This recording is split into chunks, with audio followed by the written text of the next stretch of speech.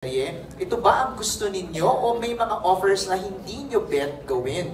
And since tungkol sa scam ang kwento, nakaranas ka na ba ng ma-scam o sa family mo at malalapit na kaibigan?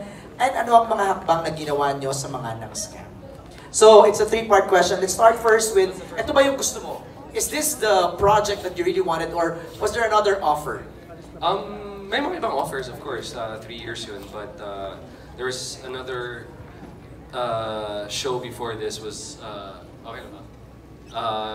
Nobody. Medyo binalita na po namin yun. Nagkaroon kami ng mga delays, but those delays were blessings.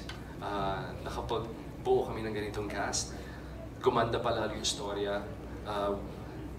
Added great directors.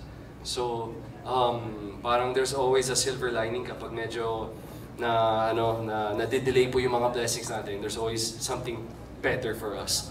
So, ang key lang dun is to be patient, and you ask me if this is what I want. This is what I want.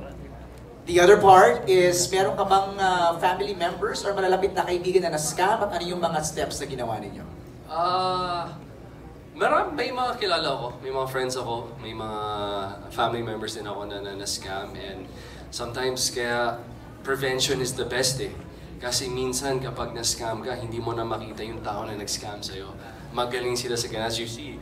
Diba? Yeah, naparin nyo kanina, hindi nyo basta-basta mahabol yung mga yan. So, again, going back to the show, yun yung prevention. Watch the show, marami kayong makikitang red flags. And if it's too good to be true, hindi po totoo yan. Walang easy money.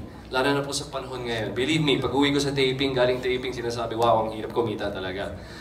Walang madaling pera. You have to work hard for your money. And you have to work hard to keep your money. Thanks, Jay.